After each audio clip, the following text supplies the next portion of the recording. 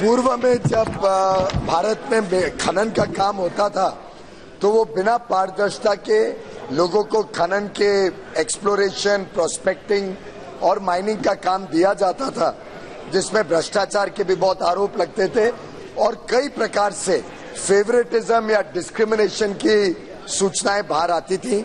कोयले की खदानों में भी ये सुप्रीम कोर्ट तक विषय गया सीएजी रिपोर्ट के बाद, और लगभग लाखों करोड़ रुपए के घपले के कारण 204 कोयले की खनन को अलॉटमेंट ऑफ ब्लॉक्स को कैंसिल किया गया। उसको देखते हुए हमने एमएमडीआर एक्ट को भी अमेंड किया 12 जनवरी 2015 में, और एक्सप्लोरेशन के काम को और माइनिंग के काम को अलग अलग किया।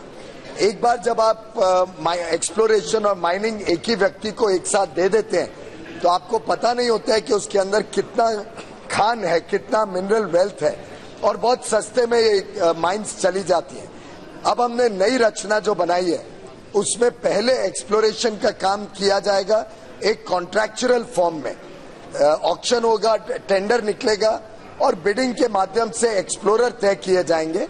एक्सप्लोरेशन के डेटा को हम ट्रांसपेरेंटली पब्लिक डोमेन में डालेंगे, पूरी दुनिया उसको देख सकेगी कि एक्सप्लोरेशन का डेटा क्या है।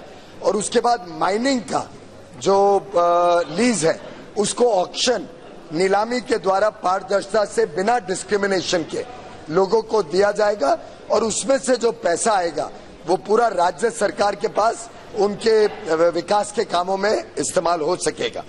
इस प्रक्रिया के लिए हमने एक national mineral exploration trust NMET बनाई है, नेशनल मिनरल एक्सप्लोरेशन पॉलिसी के तहत, और करीब करीब 60 माइंस का एक्सप्लोरेशन का काम GSI, geological survey of India, MECL, mineral exploration corporation limited, अलग अलग सरकारी कंपनियों को दिया गया है। इसके अलावा हम प्राइवेट कंपनीज को भी प्रोत्साहन कर रहे हैं कि वो भी एक्सप्लोरेशन के काम में आए। उसके लिए एक प्रोसेस होता है एम्पैनलमेंट का। देश और विदेश की कंपनियों को एम्पैनलमेंट के लिए बुलाया गया है।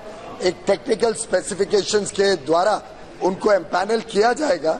आज उल्टे लास्ट डे है, जो एक्सप्रेशन ऑफ इंटरेस्ट इश्यू हुआ लोगों को रजिस्टर करने के लिए, आज उसका लास्ट डे है। उसमें कंपनीज अगर टेक्निकली क्वालिफाई हो तो एम्पैनल होंगी।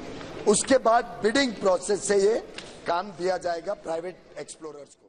मोदी साहब यहाँ पर एक गरीब कुटुंब से आते हुए भी इस देश के प्रधानमंत्री बने, इसका क्रेडिट किसको जाता है?